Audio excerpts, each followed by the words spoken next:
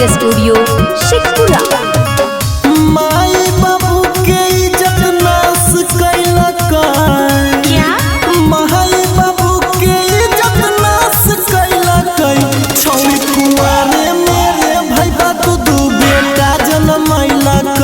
छौरी कुंवारे मेरे भैया दू बबुआ जनमैलक। गाँव टोला हंसे ऐसन काम कैलक। अच्छा?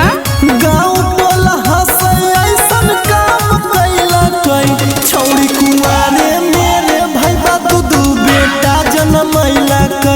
छौरी कुंवारे मेरे भैया दू बबुआ जनमैलक।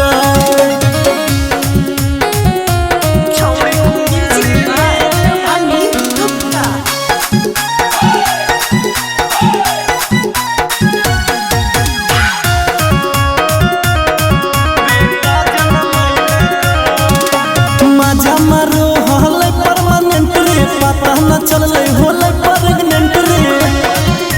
हे रे मजा मारो हले परमानेंट रे, पता न चलले होले प्रेग्नेंट रे। लहर जवान के अपन आग बुतैलक। लहर जवान के अपन आग बुतैलक। छौरी कुंवारे मेरे भैया दू बेटा जनमैलक।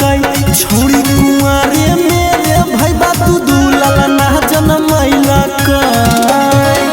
बीना रिकॉर्डिंग स्टूडियो शेखपुरा।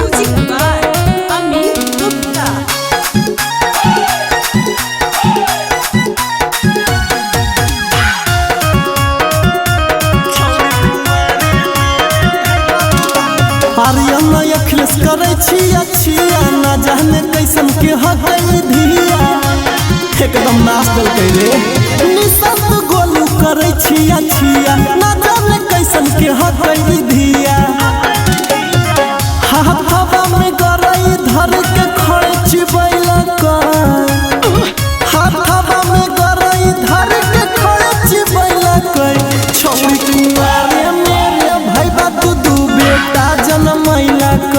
छौरी कुंवारे मेरे भैया दू बबुआ जनमैलक। एगो गोर एगो कार है रे। बीना रिकॉर्डिंग स्टूडियो शेखपुरा।